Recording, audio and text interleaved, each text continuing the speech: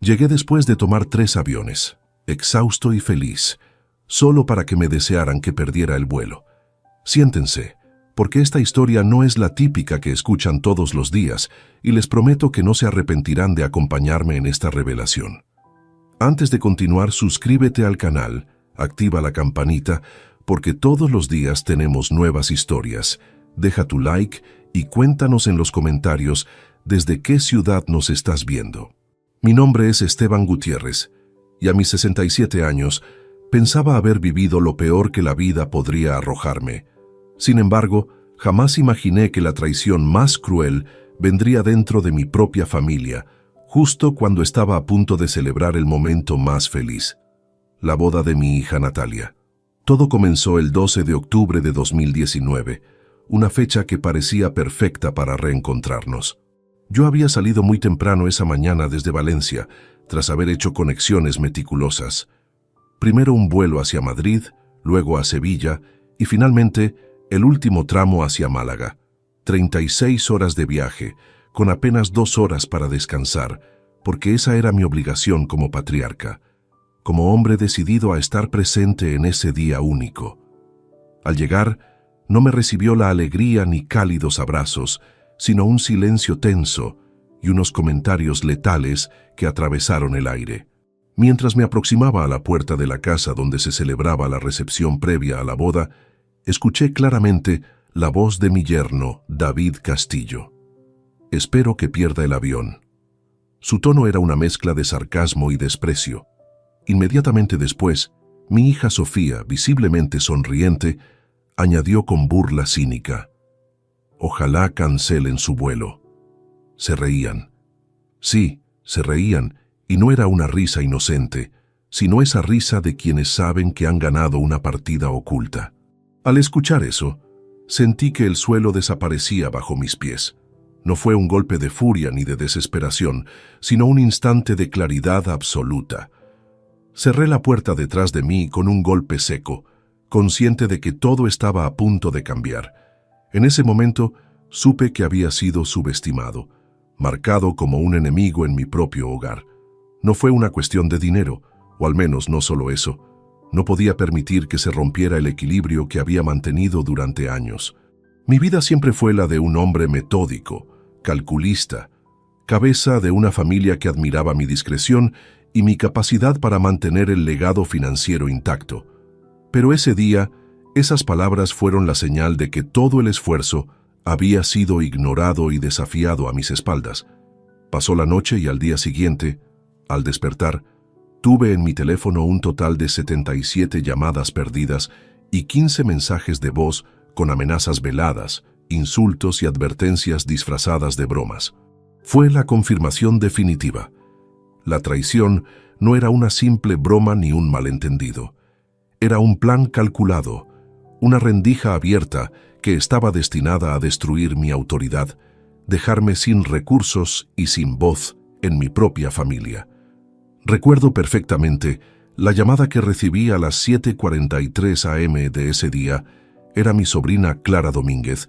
Con voz temblorosa y urgente me dijo: «Tío Esteban, tienes que tener cuidado.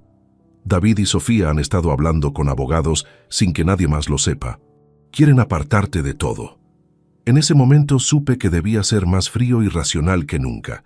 Me senté en mi despacho improvisado, rodeado de papeles, extractos bancarios y una libreta donde había anotado todos los movimientos de la familia en los últimos meses. Mi mente comenzó a reconstruir cada fragmento de posibles señales que había ignorado, cada encuentro, sonrisa falsa o cambio súbito en el comportamiento de mis seres queridos. No quería drama ni lágrimas, quería respuestas y una estrategia clara para no solo defenderme, sino para recuperar mi lugar. Había llegado la hora de convertirme en el arquitecto de mi propia defensa, y así, sin ruido, sin prisas, con una frialdad calculada, comencé a trazar el camino que me llevaría a desenmascarar la traición y a restablecer el equilibrio roto. Esta es la historia de cómo un hombre que fue subestimado fue capaz de convertir una traición familiar en una victoria personal, sin perder la dignidad ni la cabeza. Desde ese despertar abrupto, Aquella tarde me senté frente a la ventana de mi antiguo despacho, un espacio que resguardaba con celo, buscando en mi memoria los indicios que había pasado por alto durante meses. No se trataba solo de palabras hirientes o burlas inmaduras.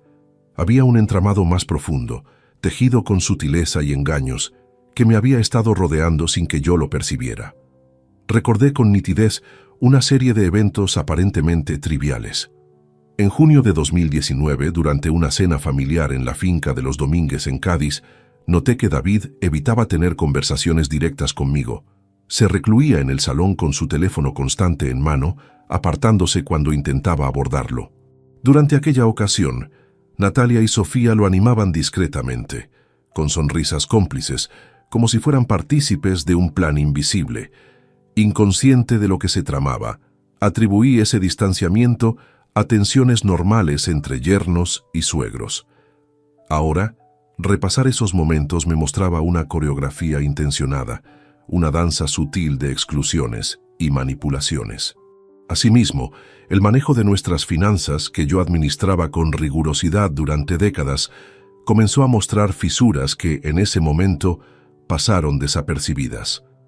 En julio, detecté que ciertos documentos bancarios y balances presentaban ligeras anomalías, transferencias menores a cuentas desconocidas y movimientos financieros fuera de calendario.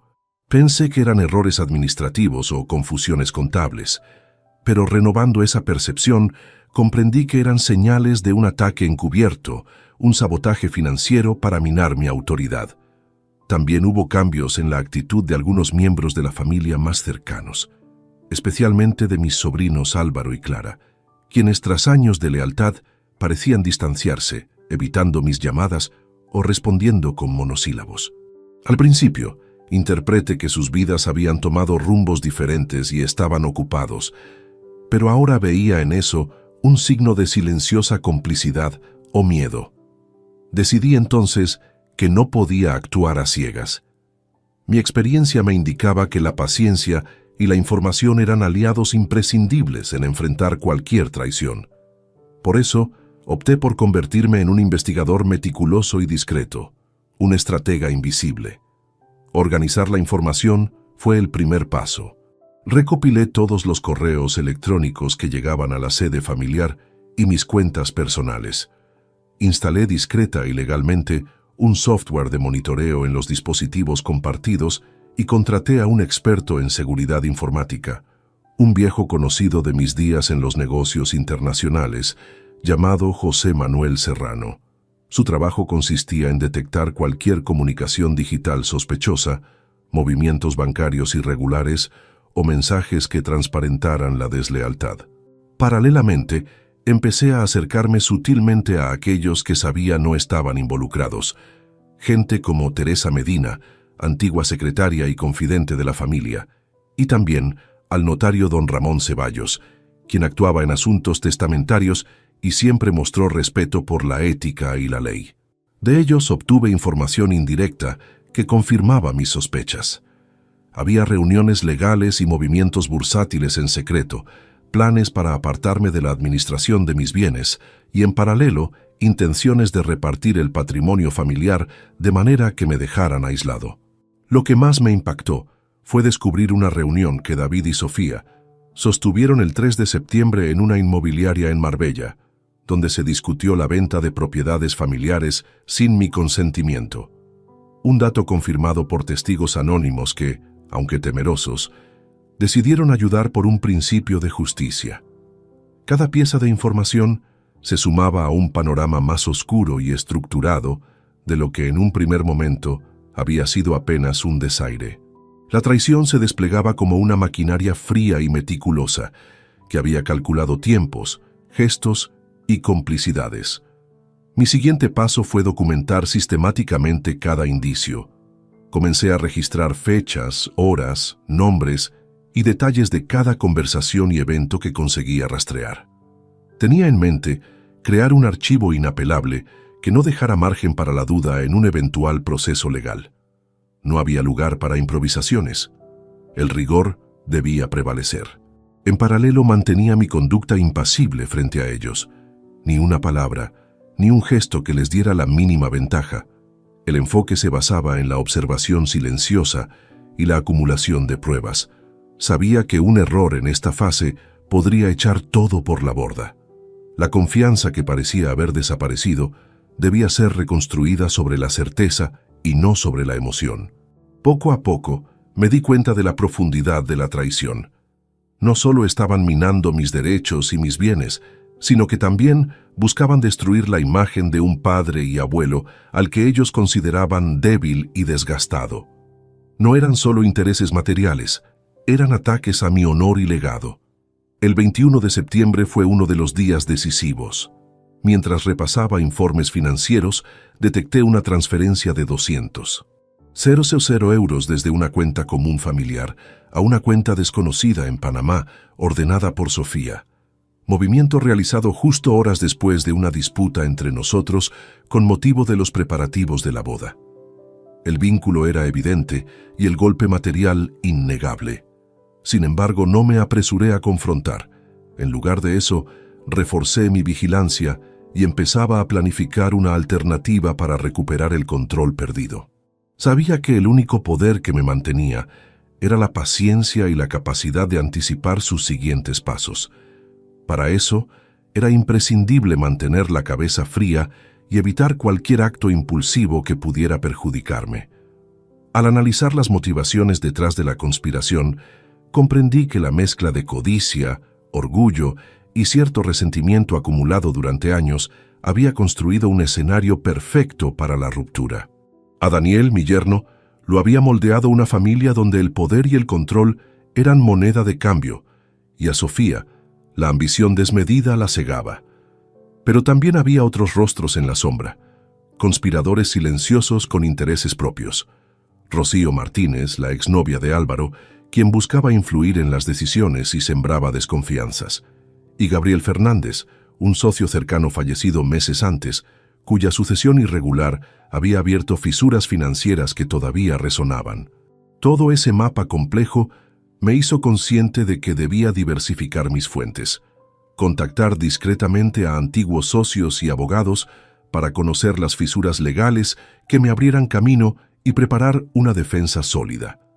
Mientras tanto, ocultaba mi verdadero estado de ánimo a la familia. Dejaba que pensaran que todo estaba bajo control y que, lentamente, podían desgastar mi figura hasta que decidieran cuál sería mi destino. Pero estaban equivocados. Aquella figura a la que subestimaban ya se estaba preparando para dar la batalla que realmente marcaría la diferencia en nuestras vidas. Así terminó la segunda etapa de mi despertar, la investigación silenciosa, recopilación medida y análisis metódico, que establecería las bases para mi siguiente movimiento. Con cada dato irrefutable que añadía a mis archivos, me acercaba más a la definición de un plan inteligente y calculado para revertir la situación y posicionarme nuevamente en el centro del poder familiar y financiero. Porque a veces, el peor daño viene de quienes llamamos familia, pero en la frialdad de ese reconocimiento nace el camino hacia la justicia verdadera. Conforme los días avanzaban, el peso de las evidencias se hacía insoportable para el círculo traidor, y eso jugaría a mi favor en la próxima fase: organizar a mis aliados y establecer las defensas que me aseguraran la supervivencia del legado que tanto me costó construir. Así cerré esta etapa crítica, con la mente afilada y el corazón frío. La batalla real apenas comenzaba, pero estaba listo para ella. La pesquisa que inicié me llevó a transformar mi hogar y mi vida cotidiana en una especie de cuartel general invisible, donde cada detalle debía ser estudiado con minuciosidad y cada movimiento controlado con discreción. La traición ya había dejado de ser un simple rumor o un accidente emocional. Se había convertido en un desafío estratégico que exigía de mí, un hombre acostumbrado a dirigir con prudencia, la máxima precisión. Durante las semanas que siguieron al descubrimiento inicial, enfoqué mis esfuerzos en ampliar la red de información. Mantuve la discreción necesaria para no generar sospechas entre aquellos que conspiraban, mientras me acercaba incansablemente a personas confiables, cuya lealtad hubiera sido probada en el tiempo. Entre ellos, recuperé contacto con la prima Carmen Salas, una mujer que vivía en Sevilla y que siempre supo manejar el arte de observar sin ser vista. Con Carmen organizamos encuentros secretos para intercambiar datos y corroborar rumores.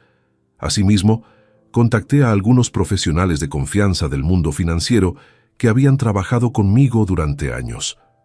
Uno de los más importantes fue Miguel Álvarez, un asesor independiente que, a diferencia de otros empleados recientes, nunca estuvo implicado en negocios turbios ni intereses ocultos.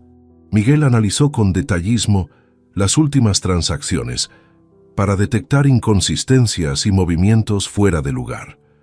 Gracias a su labor, pudimos contabilizar con precisión 12 anomalías significativas que se habían efectuado durante el trimestre anterior, sumando un faltante acumulado superior a 350.000 euros. Mientras tanto, la vigilancia directa se volvió una necesidad imperiosa.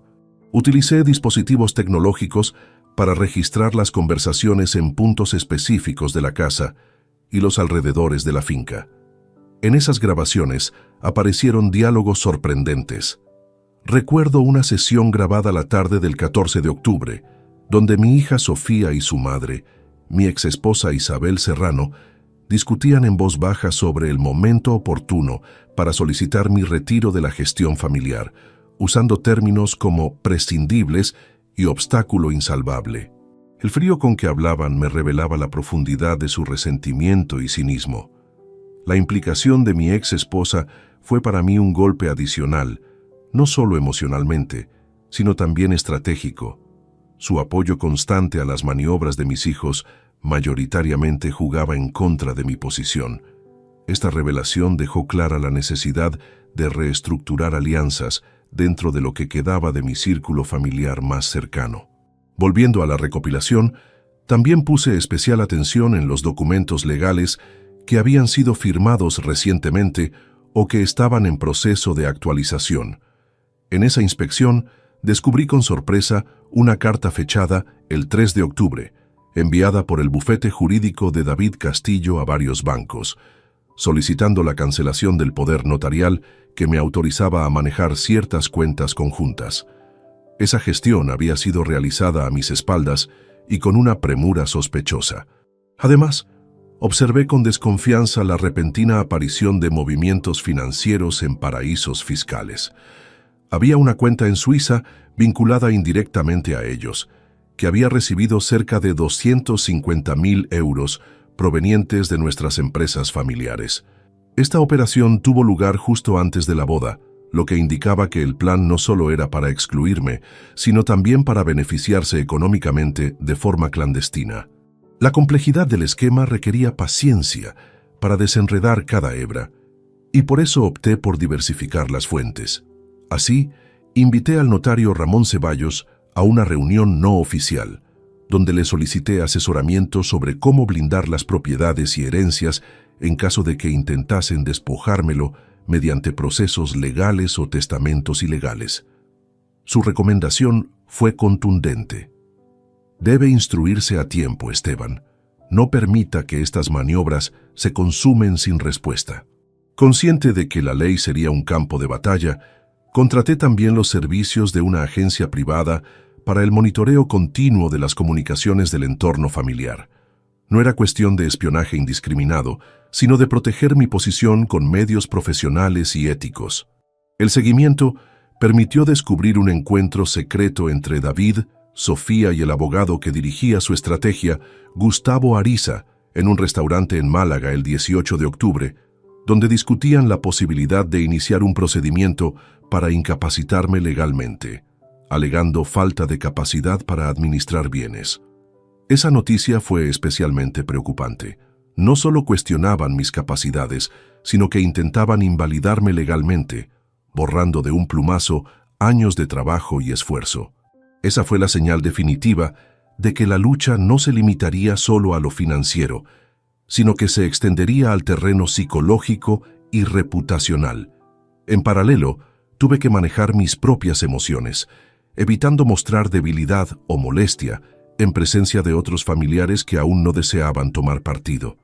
Mantener la calma era esencial para que ellos no percibieran que el golpe inicial me había debilitado. Era una guerra silenciosa, donde cada gesto contaba. Mi siguiente prioridad fue asegurar que aquellos miembros honestos dentro del entorno familiar tuvieran acceso a la verdad y comprendieran la magnitud del problema. Por eso convoqué discretamente a mi sobrino Álvaro Domínguez y a mi sobrina Clara, quienes, a pesar de su malestar inicial por haberse mantenido al margen, aceptaron integrarse a la causa bajo la promesa de que sus nombres no serían expuestos públicamente hasta contar con las pruebas suficientes. Gracias a ellos, conseguí no solo información más directa, sino también apoyo para organizar medidas defensivas. Se trataba de un movimiento silencioso, pero decidido a proteger el legado y restablecer el orden. Al cerrar esta fase de investigación, entendí que el daño ya era considerable, pero no irreversible. El saber y la constancia ennoblecen al guerrero. La traición iba más allá de una simple disputa familiar. Era una maniobra que pretendía aniquilar toda mi influencia y desvincularme definitivamente de quienes alguna vez consideré mi sangre. Sin embargo, el tablero ya estaba preparado. Tenía en mis manos un mapa detallado de las redes de deslealtad y corrupción. Tenía aliados dispersos pero leales. Y, más importante, guardaba la serenidad para continuar multiherramienta en mano hacia la siguiente etapa: construcción de una estrategia indiscutible de defensa y contraataque. El proceso no sería sencillo, pero para quien sabe observar y planear con precisión, ningún camino está cerrado, solo oculto temporalmente. Y con eso en mente, terminé este capítulo consciente de que el verdadero combate recién comenzaba. Mientras el otoño avanzaba en el calendario de aquel 2019, la dimensión de la traición comenzó a revelarse con claridad aterradora.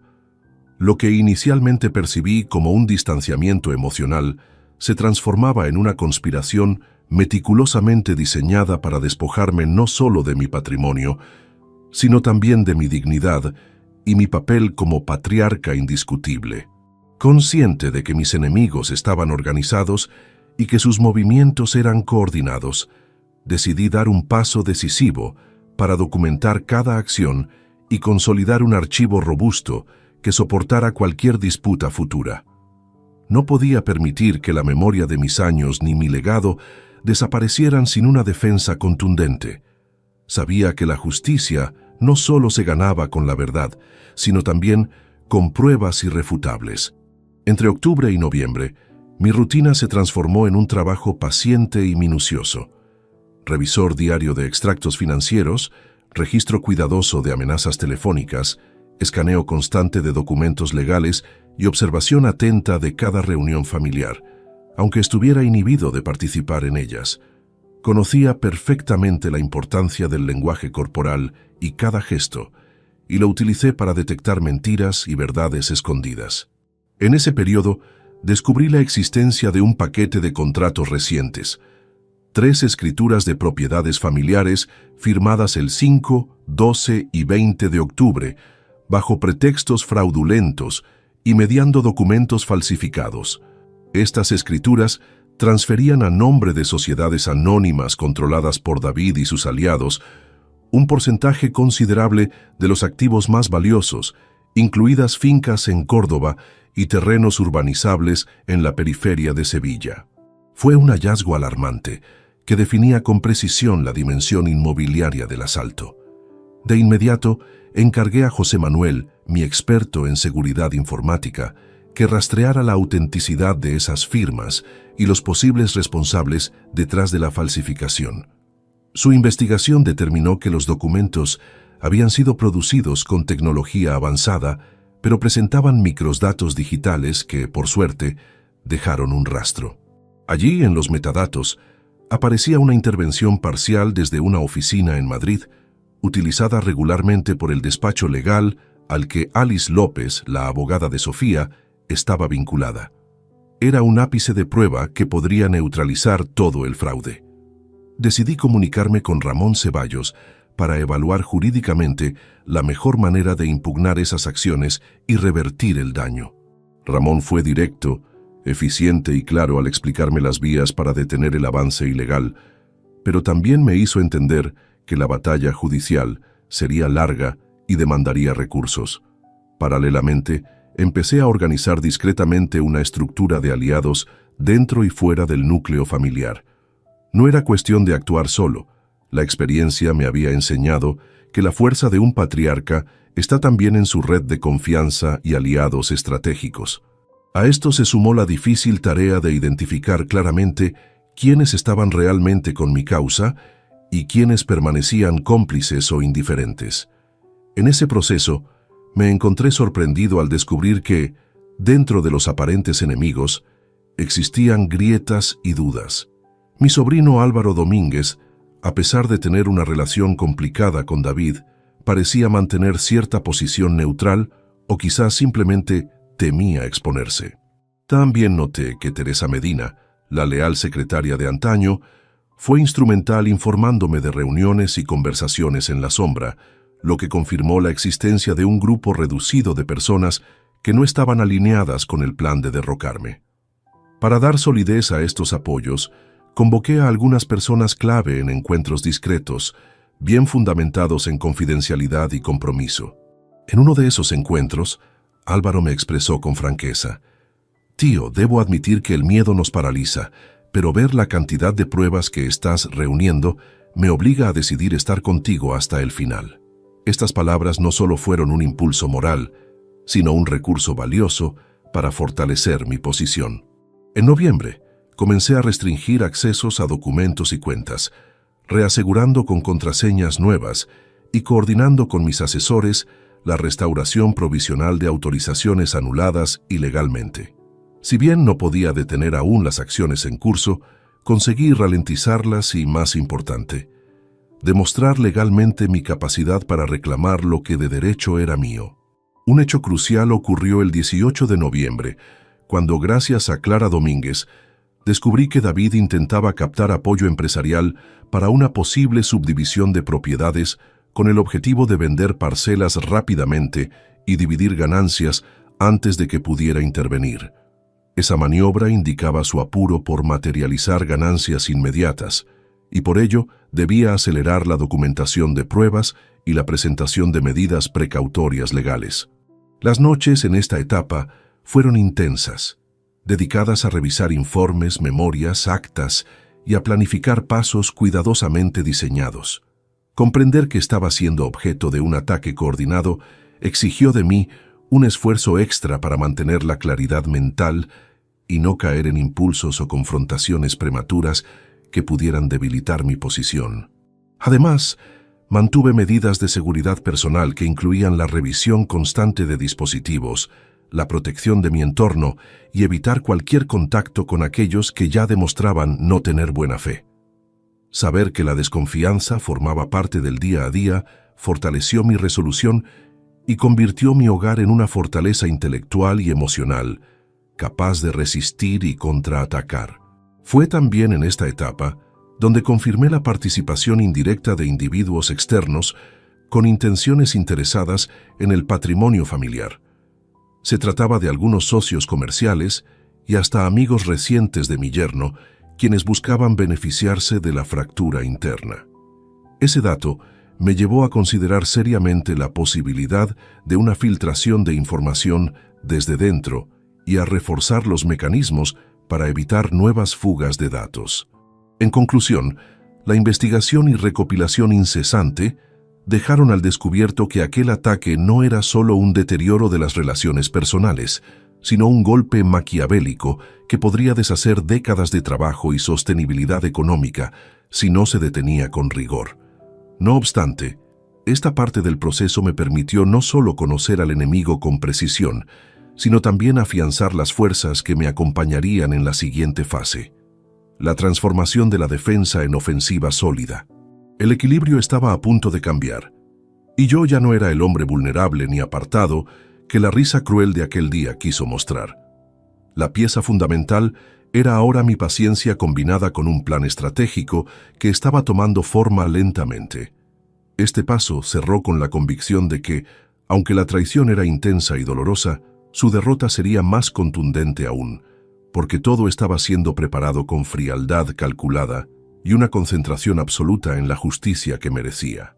Tras meses de análisis silencioso y recopilación cuidadosa, llegó el momento de dar un giro fundamental, fortalecer mi posición creando alianzas estratégicas que garantizaran no solo apoyo emocional, sino peso efectivo en lo legal y financiero. Sabía que la distancia no se vencería solo con recuerdos ni con coraje, sino con un equipo sólido que compartiera mis objetivos y tuviera la capacidad de enfrentar a quienes pretendían ir más allá de un simple desacuerdo familiar. Para comenzar, contacté a Javier Torres, un abogado con quien había trabajado en mis años de dirección empresarial, reconocido por su carácter firme y su comprensión del derecho mercantil. Su experiencia en litigios complejos y mediaciones complicadas lo convertía en la pieza indispensable para estructurar la defensa jurídica que requería la situación. En nuestra primera reunión, un 8 de diciembre de 2019, explicó sin rodeos que los pasos a seguir debían ser minuciosos y progresivos. No hay que precipitarse, Esteban. Paciencia y estrategia serán tus mejores herramientas. La ley respalda a quien tiene pruebas, y tú las tienes. Paralelamente busqué mano fuerte en la parte financiera. Recordé a mi viejo amigo y asesor, Álvaro Domínguez, cuya reputación impecable y conocimiento del panorama bursátil eran reconocidos en Sevilla y más allá. Álvaro aceptó colaborar en confidencialidad tras comprender la magnitud del conflicto y la necesidad imperiosa de recuperar el control de las inversiones familiares. Juntos, revisamos portafolios, asociaciones y comités empresariales donde el poder se había desplazado. Me apoyé también en Clara Domínguez, mi sobrina, que pese al temor que sentía al principio, ahora se convertía en un eslabón firme de esta alianza. Clara mostró definitivamente que los lazos sanguíneos, aunque dañados, podían servir como base para restablecer el respeto y la justicia. Su rol fue vital para acercar a algunos parientes que estaban indecisos y se mantenían al margen, esperando que la tormenta pasara. Antes de la siguiente ronda de movimientos, convoqué a Teresa Medina, cuya discreción y lealtad a lo largo de los años eran incuestionables. Ella tenía el don de conocer la dinámica familiar con una precisión casi intuitiva y me ofreció apoyo indispensable para conocer y anticipar contactos, reuniones e intenciones de los contrarios. Fue mi aliada silenciosa en un juego donde el ruido podía ser fatal. En la etapa previa a la reorganización oficial, realicé una evaluación profunda de los recursos financieros propios y externos. Decidimos iniciar una estrategia que incluyera la reorganización de cuentas, lo que requería simultáneamente no alertar a los implicados en la malversación para que no modificaran sus tácticas. Fue una jugada delicada, cambiar accesos y permisos sin crear sospechas visibles, una obra de arte táctico para la cual usé la ayuda discreta de expertos en seguridad digital. Evaluamos también la empresa familiar más significativa, una sociedad de agroindustria con sedes en Málaga y Córdoba, cuya participación mayoritaria estaba bajo amenaza por parte de mis hijos y yerno. Elaboramos un plan para reestructurar la junta directiva y presentar recursos legales para impedir la venta o las maniobras ilegales sin mi consentimiento. Estas acciones, coordinadas con el equipo jurídico, buscaban detener la inercia destructiva y establecer un terreno firme para mi legitimidad patriarcal. Al mismo tiempo, trabajé en delimitar quiénes en la familia realmente me apoyaban y quiénes actuaban de manera ambigua. Algunos que creía aliados dudaban, y otros revelaron posturas opacas o incluso complicidad silenciosa. Con esta claridad, dispersamos a aquellos que podrían filtrar información y reforzamos la confianza en nuestros colaboradores internos. La confidencialidad era clave. Por eso, estuve siempre vigilante con las comunicaciones, evitando llamadas sin encriptar o mensajes por canales no confiables. La precaución no era paranoia, sino protocolo. El ritmo de toma de decisiones se aceleró sin descuidar la prudencia. Uno de los momentos más reveladores durante este periodo fue identificar un intento fallido de socavar mi credibilidad a través de terceros.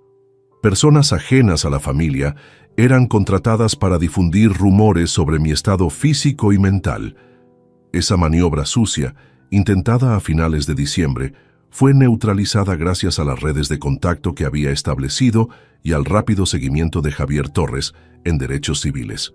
Logramos frenar esa campaña y fortalecer mi imagen pública a través de comunicados estratégicos y manejo cuidadoso de prensa local.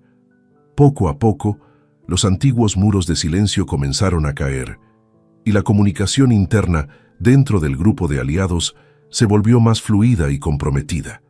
Planificábamos cada etapa con precisión quirúrgica, conscientes de que cualquier error podría ser fatal. La documentación exhaustiva de pruebas se intensificó. Se recopilaban grabaciones, transcripciones, contratos fraudulentos, movimientos financieros y testimonios. Un dossier en continuo crecimiento que fortalecía mi posición legal y moral. Esta red de aliados también me permitió conocer intentos paralelos de negociación a mis espaldas, propuestas para dividir bienes y acuerdos que nunca se comunicarían directamente conmigo. Saber que se tramaba a mis espaldas reforzó la convicción de actuar con firmeza y transparencia controlada, anticipando cada posible jugada. Finalmente, establecí un canal seguro para mantenernos informados en tiempo real y coordinar acciones conjuntas, incluso a distancia. Esta coordinación fue imprescindible para no perder la ventaja contra quienes pensaban que podrían aislarme. Esa fue, sin lugar a dudas, una etapa crucial para retomar el control. La formación de esta alianza multidisciplinaria no solo restauró mi confianza, sino que me otorgó la estructura necesaria para enfrentar la crisis y diseñar los pasos siguientes con claridad y poder. La batalla por el futuro de la familia y su patrimonio ya no era solo mía.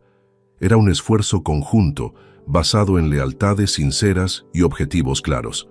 Con este equipo empezaba a marcar el ritmo. La respuesta definitiva estaba en pleno diseño. Con la estructura de apoyo ya consolidada y el acceso a un equipo de confianza, asegure la siguiente fase, quizás la más delicada y compleja: la protección efectiva de mis intereses legales y financieros, mediante una reconfiguración inteligente que blindara el patrimonio contra las maniobras que intentaban desalojarme de la gestión y control. Este proceso, largo y minucioso, exigía atención absoluta a cada detalle, sin lugar para errores ni descuidos. Desde enero de 2020, inicié la revisión completa de los contratos de propiedad, sociedades y acuerdos vigentes, con el acompañamiento estrecho de Javier Torres y Álvaro Domínguez. Analizamos cada cláusula, cada documento sujeto a cambios recientes y cualquier apartado que pudiera facilitar una toma de poder ilegítima. La seguridad jurídica debía ser la base para neutralizar cualquier intento de despojo. Paralelamente, encargué a Clara Domínguez la tarea de rastrear y auditar las cuentas bancarias, principalmente aquellas que habían sufrido movimientos irregulares controladas por cuentas intermediarias o empresas fantasmas. Descubrió transferencias por más de 400.000 euros, desviadas hacia paraísos fiscales y cuentas offshore vinculadas a terceros desconocidos, operaciones realizadas con justificaciones dudosas y sin autorización escrita de mi parte. Para actuar, acordamos con el despacho jurídico la presentación de medidas cautelares urgentes que suspendieran cualquier transferencia o venta hasta que se pudiera esclarecer la legalidad de esas operaciones. Fue una maniobra imprescindible para detener el daño inminente. A mediados de febrero se presentó ante los juzgados de Sevilla un recurso solicitando la nulidad provisional de las escrituras y transferencias de propiedades realizadas sin mi consentimiento. Esta acción, aunque previsible, fue contestada con movimientos de resistencia dentro del entorno familiar, quienes intentaron desacreditar la demanda describiéndola como un intento de control autoritario por mi parte. Defenderme de esas acusaciones fue otra batalla en sí misma. Me valí de mi equipo para generar informes claros y detallados que demostraban inequívocamente la irregularidad de los actos y la voluntad maliciosa de los que pretendían excluirme. La transparencia y la racionalidad eran mis mejores armas ante estas calumnias. Además, para proteger físicamente los bienes, dispuse el reforzamiento de la seguridad en las propiedades más importantes. Instalamos sistemas de monitoreo, equipos de vigilancia y accesos controlados para evitar ocupaciones ilegales o intentos de manipular documentos in situ. Fue un esfuerzo logístico y económico, pero indispensable para mantener el control.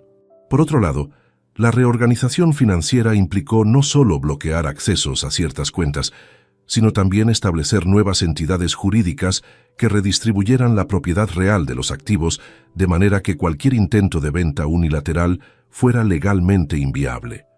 Con esto dividimos responsabilidades y derechos de forma estratégica, blindando la estructura y garantizando una participación legítima y controlada. Junto a estos movimientos, permití que ciertos familiares no implicados o neutrales retomaran roles operativos en las sociedades, contribuyendo a aislar a los detractores mientras se restauraba la confianza y la operatividad real del negocio.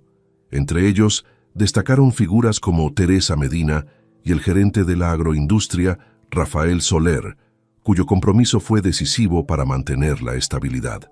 El proceso legal continuó con la acumulación de documentos probatorios, la preparación de testimonios y la revisión de todos los procesos administrativos afectados.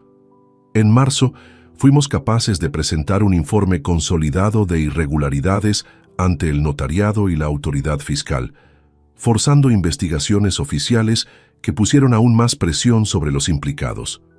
En el plano personal, mantuve un perfil discreto y la frente fría. No permití que la presión ni las provocaciones afectaran mi autonomía de juicio ni mi mando dentro del proceso. Cada paso dado fue medido, apoyado en la lógica y en información concreta, evitando caer en la reacción impulsiva o emocional. En paralelo, redacté un testamento actualizado revisado minuciosamente que establecía condiciones claras para proteger tanto el legado familiar como el futuro de mis nietos, en un intento por contrarrestar posibles cambios fraudulentos que pudieran aparecer a espaldas mías. Este documento fue una señal clara a todos los participantes. Ninguna maniobra ilegal quedaría sin respuesta. Era importante también gestionar la comunicación con colaboradores externos, como bancos, gestores y notarios, quienes debo reconocer cumplían con roles incómodos pero necesarios para que el entramado no se desmoronara antes de tiempo. Mantuve conversaciones firmes y transparentes, recordándoles la necesidad de actuar conforme a la ley y a la ética, enfatizando que cualquier irregularidad les acarrearía consecuencias serias. La marcha de las audiencias en tribunales fue lenta pero certera. Se logró suspender la venta de al menos 3 inmuebles, se abrieron investigaciones sobre las cuentas offshores y se detuvo un posible intento de declarar mi incapacidad judicial, maniobra que habría cerrado definitivamente toda posibilidad de reacción. En medio de este escenario, la frialdad seguía siendo mi gran aliada. En una ocasión, ante un intento de provocación directa por parte de David en una reunión familiar, repuse con calma y precisión, desmontando sus argumentos con hechos y datos, ganándome el respeto silencioso de algunos presentes y la frustración evidente de otros. Esta fase de preparación legal y financiera no solo fue la más operativa, sino también un momento crucial para reafirmar mi posición. No era una cuestión de venganza ni de cubrir heridas, sino de restablecer derechos con justicia y firmeza. De esta manera, afianzar defensas sólidas me permitió pasar a la siguiente etapa, donde la acumulación de pruebas y la organización de la respuesta estratégica serían fundamentales para dar vuelta a la situación y mostrar que la autoridad del patriarca no estaba quebrada, sino en proceso de reconstrucción con inteligencia y poder. La sensación de estar cada vez más cerca de equilibrar la balanza me impulsaba cada día. La secuencia de acciones legales y financieras caminaba en paralelo con un plan mayor, diseñado para alcanzar la justicia verdadera sin perder el rigor ni la dignidad. De esta etapa aprendí que la protección de un patrimonio no es solo un acto de gestión, sino un ejercicio constante de vigilancia, prudencia y determinación. La batalla, aunque ardua, mostraba ya sus primeros indicios de victoria. En el transcurso de los meses siguientes, La acumulación sistemática de evidencias se convirtió en la piedra angular de mi estrategia para reconstruir la verdad y dar forma a la respuesta definitiva. Había comprendido que sin pruebas sólidas, sin documentación meticulosa y sin una estructura probatoria intachable, cualquier intento de restitución o justicia se diluiría ante tribunales y opiniones. Por eso, la labor de recopilar, contrastar y preservar cada indicio no era solamente un procedimiento legal, era un verdadero ejercicio de supervivencia. Con la ayuda de Javier Torres y el respaldo de expertos en peritajes financieros, inicié un proceso exhaustivo de análisis y registro de casi todos los movimientos económicos sospechosos que habían comprometido el patrimonio familiar. No solo estábamos hablando de sumas millonarias desviadas, más de 650,000 euros en distintas operaciones ilícitas, sino también de contratos, escrituras, correos electrónicos y conversaciones grabadas que señalaban una red de intereses ocultos y acuerdos opacos entre algunos miembros de mi propia sangre. Una pieza clave dentro de este entramado fue la localización y conservación de mensajes privados y correos que demostraban intenciones deliberadas para apartarme del control. Recuerdo particularmente una cadena de correos fechada entre el 10 y 15 de septiembre, donde David, junto a su abogado Gustavo Ariza y varios gestores, discutían con frialdad cómo neutralizar mi influencia y conseguir la cesión forzada de poderes administrativos mediante maniobras legales dudosas. La ironía y desdén en los textos eran reveladores y al mismo tiempo un golpe claro contra el corazón de la familia. Estos documentos fueron custodiados digitalmente bajo estrictas medidas de seguridad y se sumaron a un expediente completo que, poco a poco, se convertía en una carpeta impenetrable.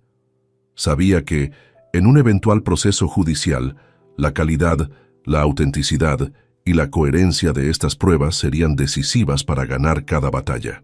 Otra etapa importante fue conseguir relatos y testimonios de personas externas, pero involucradas indirectamente, que habían detectado irregularidades o sintieron inquietudes respecto al manejo irregular de bienes y decisiones en el entorno familiar. Algunos empleados antiguos, gestores financieros y amistades próximas fueron contactados discretamente, y aunque muchos temían comprometerse, logramos registrar varias declaraciones valiosas que corroboraban las sospechas y ampliaban la dimensión del problema. Además, me aseguré de conseguir registros oficiales que certificaran actuaciones dudosas, como la inscripción de propiedades a nombre de sociedades anónimas ocultas o transferencias realizadas sin notificación previa. La colaboración con técnicos especializados en registros mercantiles fue en esta dirección, siempre para aumentar la presión legal que comenzaba a acentuarse sobre los responsables. Por otra parte, establecí con Javier una metodología rigurosa para la elaboración de cada informe, cuidando que cada documento tuviera respaldo y que las fechas y cronologías estuvieran perfectamente ordenadas, lo que hacía inviable cualquier intento de desacreditación. El orden era vital para hacer evidente la secuencia de hechos y demostrar la premeditación detrás de cada maniobra. Simultáneamente, dediqué horas a recordar con precisión diálogos clave que mantuve a lo largo de los meses previos con Sofía, David y otros familiares. Experiencias que grabé en mi memoria y que ahora plasmaba por escrito como testimonio vivencial. Anotaciones de conversaciones, promesas incumplidas y amenazas indirectas enriquecían la narrativa, dando un contexto humano al entramado jurídico, sin dejar espacio para el sentimentalismo, sino con énfasis en los hechos y consecuencias legales. En paralelo a la documentación, se perfeccionaban los protocolos para asegurar la cadena de custodia de todos los archivos, documentos y grabaciones, asegurando que ni un solo dato quedara vulnerable a manipulación o pérdida. Para ello, utilizamos servicios profesionales de almacenamiento encriptado y sistemas redundantes que funcionaban bajo supervisión constante. Había también un trabajo de consolidación diario para revisar cada nueva pieza, incorporarla al expediente general y detectar posibles vacíos o puntos débiles que debían ser fortalecidos. Si algo caracterizó esta etapa, fue el rigor extremo y la disciplina necesaria para evitar errores o temas que pudieran ser cuestionados por el adversario.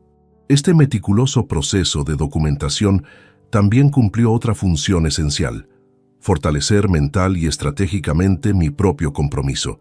Saber que disponía de evidencias contundentes y bien organizadas me permitía mantener la serenidad y evitar caer en reacciones impulsivas que pudieran ser aprovechadas en mi contra. Entre las pruebas más contundentes, destaco una serie de audios grabados durante una reunión privada el 7 de octubre, donde varios involucrados discutían sin tapujos la eliminación de mi figura en la sociedad y el plan para quedarse con el control absoluto, sin reparar en las consecuencias para el resto de la familia. Estos audios fueron particularmente impactantes y los reservamos como ase bajo la manga para el momento preciso. Algunas fuentes inesperadas aparecieron también en el camino. Antiguos aliados de David, que por temor o descontento, decidieron colaborar conmigo a cambio de ciertas garantías. Aunque su lealtad era dudosa, su información resultó útil para completar el panorama y acelerar ciertos procedimientos judiciales. Así, con evidencias agrupadas, testimonios validados y documentos legales en orden, la pieza final para este capítulo fue definir con mi equipo legal el plan para difundir estratégicamente esta información en el momento adecuado, cuidando que cada movimiento fuera calculado para maximizar impacto y minimizar riesgos. No se trataba de una ofensiva impulsiva, sino de un ataque quirúrgico, en donde las pruebas se usarían como armas decisivas para desmontar la armazón de mentiras y asegurar que la verdad prevaleciera con contundencia. Este trabajo de documentación cuidadosa y sistemática me colocaba en una posición cada vez más fuerte, donde la justicia dejaba de ser una aspiración para convertirse en un objetivo tangible y factible. La confianza en el resultado había crecido, al igual que mi determinación para exponer sin temor a quienes me habían traicionado, asegurando que las consecuencias legales y morales recayeran sobre ellos de manera justa y proporcional. Así cerré esta fase, con el dossier robusto en mi mano, consciente de que la batalla estaba acercándose a un punto de inflexión decisivo. Con la documentación preparada y el respaldo legal consolidado, llegó el momento de ejecutar la respuesta, ese despliegue estratégico que marcaría un antes y un después en la lucha por recuperar el control y proteger lo que por derecho me pertenecía. La ofensiva debía ser precisa, calculada y sobre todo silenciosa al inicio, para no alertar a los opositores y agarrarlos desprevenidos. El primer movimiento concreto tuvo lugar en abril de 2020, cuando presenté ante el Juzgado Mercantil de Sevilla una demanda formal solicitando la nulidad de todas las transferencias y actos patrimoniales realizados sin mi consentimiento en los últimos 6 meses. Esta acción legal evidenciaba la existencia de pruebas contundentes y ponía en jaque a quienes habían tomado decisiones a mi espalda. La presentación, cuidadosamente redactada por Javier Torres, no solo exponía hechos, sino también demostraba capacidad de reacción, desmontando la narrativa que intentaban vender sobre mí. Al mismo tiempo, en el terreno financiero, Álvaro Domínguez coordinaba con representantes bancarios el bloqueo inmediato de cuentas sospechosas, el congelamiento de fondos transferidos ilícitamente y la revisión exhaustiva de cualquier operación inusual. Estas gestiones, aunque discretas para evitar alarmas internas, comenzaron a erosionar la liquidez de los grupos opositores y a cortar su capacidad operativa. La presión financiera, un arma indispensable, empezaba a surtir efecto. Una mañana de mayo recibí un inesperado correo de un antiguo socio de David que, temeroso por su propia integridad, me ofrecía intercambiar información clave sobre futuras maniobras a cambio de garantías legales. Decidí utilizar esta oportunidad para obtener detalles sobre reuniones clandestinas y estrategias ocultas, lo que permitió anticipar varios movimientos adversarios y neutralizarlos antes de que se concretaran. Los días siguientes estuvieron marcados por una escalada controlada. Se comenzaron a exigir auditorías externas en las sociedades afectadas, con presencia de peritos independientes que certificaban irregularidades y abrían camino para la reversión de operaciones ilegales. Estos informes rigurosos, presentados en juntas generales convocadas legítimamente por mi equipo, enfrentaron la resistencia de quienes pretendían perpetuar su dominio, pero lograron ganar el apoyo de socios neutrales que consideraban necesario proteger la integridad de la empresa. En paralelo, el equipo jurídico y financiero instaló controles estrictos sobre la comunicación y acceso a información sensible, limitando la capacidad de filtraciones y evitando que nuevas maniobras se ejecutaran sin detección. Esta batería de medidas de seguridad mantuvo la iniciativa y evitó sorpresas desagradables. Las reacciones de David, Sofía y sus aliados no tardaron en manifestarse, aunque siempre contenidas para no levantar sospechas evidentes. Trataron de desacreditar mis acciones mediante ataques mediáticos velados, rumores infundados y la difusión de noticias falsas sobre mi estado de salud y capacidades. Sin embargo, esto no hizo más que fortalecer mi compromiso y clarificar nuestra estrategia. Responder solo con hechos y pruebas, evitando entrar en provocaciones que restaran autoridad. Uno de los momentos cruciales en esta fase fue la intervención en una junta donde David intentó, sin éxito, aprobar la venta urgente de una finca en Córdoba que estaba siendo investigada por irregularidades. Gracias a la movilización previa organizada por mis aliados, pudimos cruzar más votos y paralizar la operación en el momento justo, evitando una transferencia que hubiera sido irreversible. Fuera del ámbito legal y económico, mantuve el control emocional, siempre despejado y determinante. En reuniones familiares tensas, respondía con calma a provocaciones abiertas y veladas, dejando claro que cualquier intención de ataque encontraría una respuesta firme y calculada. La presión aumentó gradualmente, sin precipitaciones, ajustando los tiempos para evitar que los contrincantes pudieran reagruparse. La guerra psicológica disminuyó en importancia. Lo que ahora valía eran las acciones concretas que fueran desmontando la red de engaños. A finales de mayo, el peso de la evidencia y la firmeza de mis movimientos causaron un efecto irreversible. Algunos miembros de la familia que antes se mantenían neutrales comenzaron a manifestar su apoyo explícito o al menos a mantener su distancia de los conspiradores. Esta fractura interna aumentó la presión sobre quienes ejercían el control de forma ilegítima. La exposición gradual de las pruebas públicas y privadas obligó a los traidores a adoptar una postura defensiva, disminuyendo sus ataques y arrastrando algunas vacilaciones y errores de cálculo que mi equipo supo aprovechar con rapidez. Durante el transcurso de junio y julio, la escalada se mantuvo controlada, evitando un choque frontal que podría haber provocado daños irreparables. Cada paso era medido, combinación de fuerza y diplomacia, asegurando que la justicia avanzara sin que se perdiera el equilibrio ni la coherencia. Uno de los momentos más significativos fue la revelación, de forma estratégica, de ciertos documentos a familiares clave, en reuniones privadas y confidenciales, que desnudaron sin lugar a dudas los planes y manipulaciones de David y Sofía, generando un cambio profundo en percepciones y alianzas. Esto, a su vez, sirvió para debilitar la posición de los opositores, quienes comenzaron a verse aislados y con menor margen para maniobras encubiertas.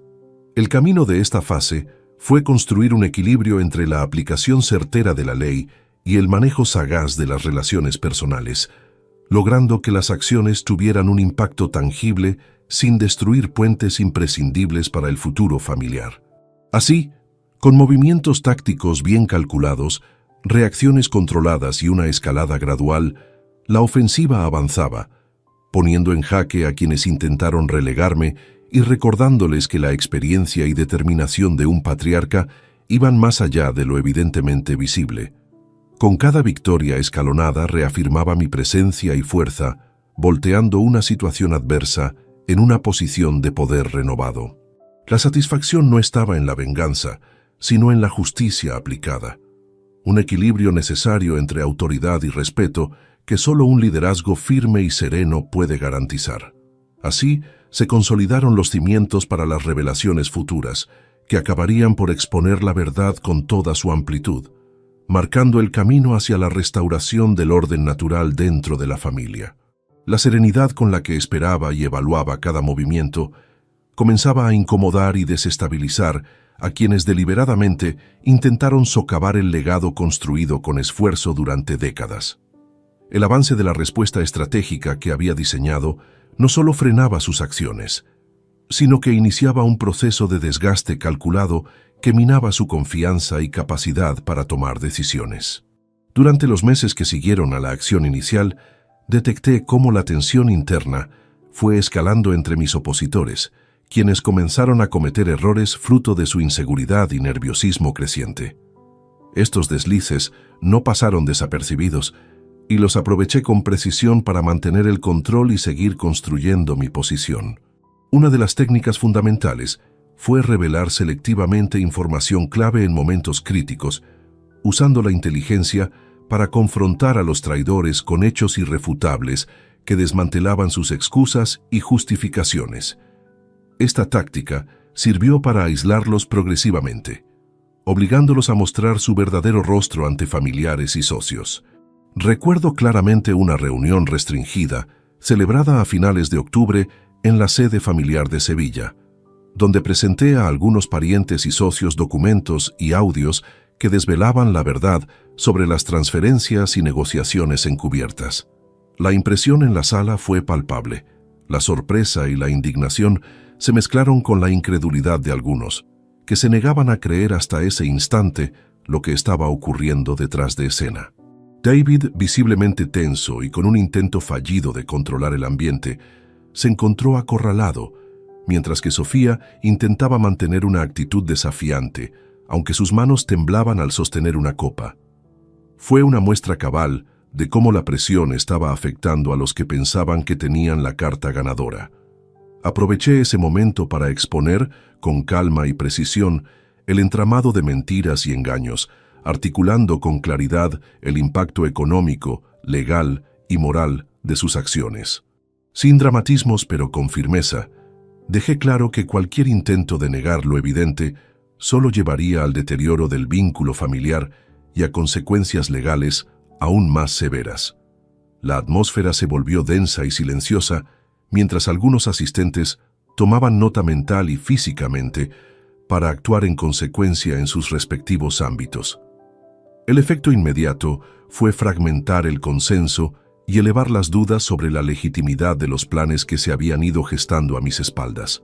Simultáneamente, recibí información sobre un intento fallido de David por convencer a varios miembros neutrales para que apoyaran la venta precipitada de varias propiedades, con el objetivo de generar flujos de efectivo inmediatos y esquivar los bloqueos judiciales. Esta maniobra desesperada, interceptada gracias a la vigilancia desplegada, fue neutralizada en las etapas iniciales por la rápida reacción de mi equipo. Las repercusiones internas comenzaron a reflejarse en disputas abiertas y desconfianzas crecientes entre el grupo de opositores, lo que a su vez fortaleció la moral de aquellos que permanecían fieles, o al menos abiertos, a la reconciliación sobre bases justas. Al actuar con prudencia, no permití que esas tensiones derivaran en enfrentamientos directos o rupturas irreparables en el seno familiar, conscientes ambos bandos de que el destino final aún dependería de la verdad y las pruebas. En el plano externo, la escalada de presión incluyó la cooperación con entidades oficiales que comenzaron a investigar los hechos, lo que incrementó la visibilidad del caso y generó un ambiente de vigilancia constante que forzó a los implicados a adoptar posturas defensivas y menos ofensivas. Esta dinámica llevó a que, a medida que pasaban las semanas, la iniciativa dejara de estar en manos de quienes habían intentado relegarme y se tornara en un juego donde cada paso que daban era controlado y contrarrestado meticulosamente por mi equipo. Una muestra de ello fue la recepción de cartas notariales que solicitaban retractaciones y acuerdos extrajudiciales por parte de David y Sofía, evidenciando su reconocimiento tácito de haber sido superados legal y estratégicamente. Estos documentos fueron tratados por nuestros abogados con la firmeza propia de quien no está dispuesto a negociar desde posiciones de debilidad. En paralelo, la comunicación con aliados y socios fue cada vez más fluida y coordinada, permitiéndonos anticiparnos a las acciones adversarias y prevenir movimientos destinados a dividir o confundir a la familia. No obstante, entendí que la presión debía mantenerse dentro de límites estratégicos para no provocar una reacción inesperada o violenta que pudiera traer consecuencias negativas irreversibles para todos. Con esa premisa, continué revelando selectivamente evidencias en entornos controlados, consolidando el apoyo de las partes neutrales y desinflando el círculo conspiratorio desde adentro, hasta lograr un acabado debilitamiento. Era evidente que la traición no solo afectaba elementos materiales, sino también el orgullo y la reputación de quienes la cometían, por lo que la desesperación crecía y las grietas en sus relaciones se volvían insalvables. En consecuencia, ese proceso transformó de manera radical la dinámica familiar, estableciendo condiciones para que se generara una negociación real y con bases claras, donde ya no podía haber trampas ni falsas ingenuidades. El siguiente paso sería la revelación definitiva, donde todas las piezas encajarían en su lugar y se mostraría con contundencia la verdad, marcando el término de la incertidumbre y el principio de una nueva etapa. La satisfacción por haber mantenido la calma y la estrategia se manifestaba cada vez más, consciente de que la justicia comenzaba a imponerse sin excusas ni ambigüedades. Conforme esta escalada controlada finalizaba, la recuperación del equilibrio parecía inevitable, apoyada por el rigor y la paciencia que siempre me habían caracterizado. Era momento de consolidar la victoria definitiva, sabiendo que había preparado el camino con inteligencia y prudencia. La ejecución del plan alcanzó su punto culminante durante los meses de noviembre y diciembre de 2020, con movimientos calculados y certezas que dejaron a mis adversarios sin margen para maniobras desesperadas o escapes planificados. La ofensiva llegó a su grado máximo de precisión, transformando cada dato, cada prueba y cada acción en un arma efectiva que desarmó lentamente a quienes habían intentado despojarme de mi lugar legítimo. La lógica fue clara desde el principio: combinar la fuerza de la evidencia documental con el aprovechamiento inteligente de las grietas internas en el círculo de traición para hacer visible la verdad con impactos controlados que impactaran en varios frentes simultáneamente. Durante esta etapa, revelaciones estratégicas aparecieron con un efecto demoledor. La presentación pública, en un pequeño grupo selecto y confidencial, del expediente completo ante algunos representantes legales y familiares neutrales, marcó un punto de inflexión. Allí expuse audios, contratos y registros que no solo demostraban la manipulación económica, sino también la duplicidad en las palabras y promesas incumplidas que habían marcado meses de engaños. Uno de los momentos más decisivos fue la proyección de un video grabado en secreto que mostraba a David intentando negociar la venta encubierta de varios activos a compañías vinculadas, sin informar al resto ni contar con mi aprobación. Las reacciones, tanto de sorpresa como de indignación, fortalecieron el respaldo hacia mi figura, mientras debilitaban la posición de los conspiradores. Mientras tanto, el equipo jurídico coordinó la presentación oficial en juzgados de una serie de demandas penales y civiles que pedían reparación por daños, nulidad de contratos fraudulentos y la fiscalización completa de las cuentas implicadas.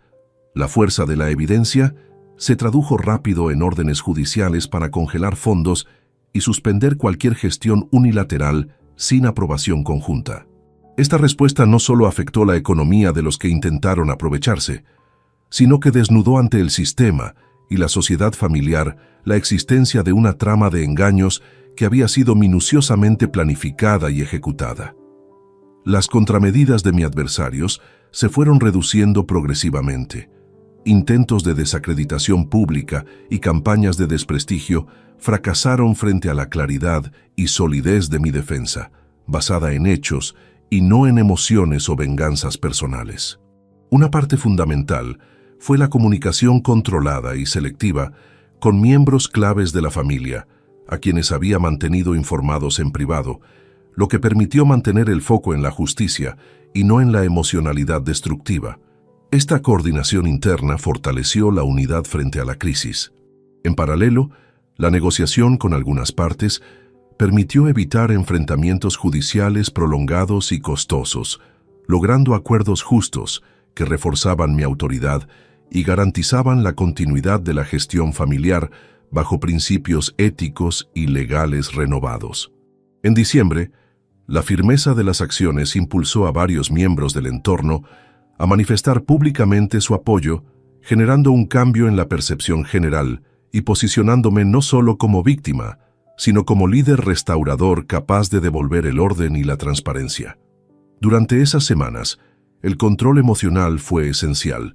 Cualquier provocación o intento de desequilibrio era confrontado con racionalidad y análisis frío, silenciando con hechos cada intento de desestabilización. Los movimientos tácticos fueron complementados con gestos calculados de apertura para recuperar puentes con quienes todavía dudaban, pero con la claridad de que no habría lugar para engaños ni traiciones futuras.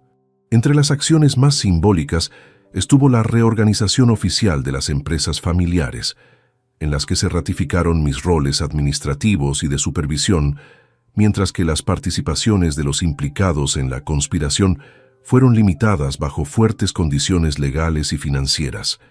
Esta estructura revisada no solo protegió el patrimonio, sino que sentó las bases para un futuro más transparente y equilibrado, basado en el respeto mutuo y la responsabilidad compartida. El equilibrio raramente se recupera sin batalla, pero con paciencia y estrategia inteligente, se puede construir un nuevo orden donde la justicia sea la base sólida para las decisiones. Así, la ejecución de la respuesta fue más que una defensa, fue un acto de restauración, coherencia y autoridad que dejó claro que ningún intento de traición quedaría impune.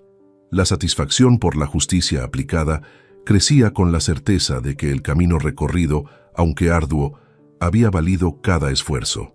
Con cada victoria tangible, la autoridad se consolidaba y abría las puertas hacia una nueva normalidad, donde la confianza y el respeto serían el capital más valioso. Con la estrategia desplegada y la respuesta en marcha, la historia se dirigía a un desenlace inevitable, la confrontación final que sellaría el destino de todos nosotros y sentaría precedentes para el futuro. El enfrentamiento final llegó con la inevitable contundencia de quien, habiendo tejido una red sólida de pruebas, aliados y estrategias, estaba decidido a exponer sin atenuantes la verdad ocultada tras años de engaños. Esa última etapa no fue un episodio súbito de tensión o confrontación desmedida, sino la culminación paciente y calculada de una lucha que buscaba restablecer el equilibrio natural y la justicia familiar. En enero de 2021, durante una audiencia especial convocada en el Juzgado de Primera Instancia de Málaga, plasmé con detalle toda la evidencia reunida: contratos fraudulentos, transferencias no autorizadas, grabaciones, declaraciones de testigos y documentos oficiales que explicaban con precisión cada paso irregular. La presentación fue realizada junto a mi equipo legal, delante de los tribunales y representantes de la familia que hasta entonces habían permanecido neutrales o dubitativos. La reacción no se hizo esperar. Varios miembros del clan que hasta entonces respaldaban las maniobras comenzaron a distanciarse, reconociendo la gravedad de las demostraciones. David y Sofía intentaron por última vez minimizar los hechos, pero el peso del expediente y el apoyo unánime de los testigos y expertos minimizaron cualquier intento de defensa débil. Las consecuencias naturales comenzaron a desplegarse: revocaciones de poderes, bloqueos judiciales y sanciones económicas para los implicados, quienes vieron cómo sus acciones no solo eran señaladas públicamente, sino también penalizadas conforme a la ley. Fue un momento de justicia transparente, en la que las consecuencias se correspondieron con la magnitud de la traición. En el ámbito familiar, la dinámica cambió para siempre. Los lazos rotos no se recomponían fácilmente, pero sí se estableció un nuevo acuerdo basado en el respeto y la verdad defendida, sin egoísmos ni concesiones. Para mí, esa nueva estructura representaba no solo el control recuperado, sino la oportunidad de reconstruir sobre cimientos sólidos un legado más justo. Mi papel como patriarca se reafirmó, no como un tirano, sino como un guía que había resguardado el patrimonio y la dignidad en medio de la tempestad. La autoridad ya no dependía únicamente del poder económico, sino del respeto ganado con paciencia, estrategia y transparencia. Reflexionando sobre todo lo vivido, comprendí que la traición familiar, aunque devastadora, es también una prueba de la fortaleza interior y del valor para enfrentar lo inesperado con cordura. No busqué una venganza cruel, sino una justicia equilibrada que restaurara el orden sin sembrar más daños de los necesarios. En la distancia, el proceso me permitió valorar aún más la importancia de la observación detallada, la planificación rigurosa y el dominio de las emociones para actuar con eficacia. Fue una lección que reforzó mi convicción de que el liderazgo se mide en los momentos de crisis y que la frialdad calculada ante la adversidad es una virtud imprescindible. Este nuevo capítulo que se abría no excluía al perdón, pero sí exigía respeto, condiciones claras y responsabilidades asumidas. Todos reclaman los fundamentos de una familia que desea continuar unida, aunque renovada y fortalecida en sus valores. Mirando hacia atrás, me reconozco en la figura de un hombre que, desde la vulnerabilidad inicial, supo transformarse en arquitecto de su propia justicia, que utilizó no solo la fuerza, sino la inteligencia y el control para recuperar su posición y dignidad. Así concluye esta historia, marcada por el dolor, la traición y la firmeza, una lección vivida que entrega un mensaje único. La verdadera fortaleza reside en no rendirse ante la desesperanza, en saber cuándo observar, cuándo planear y, sobre todo, cuándo actuar con determinación implacable.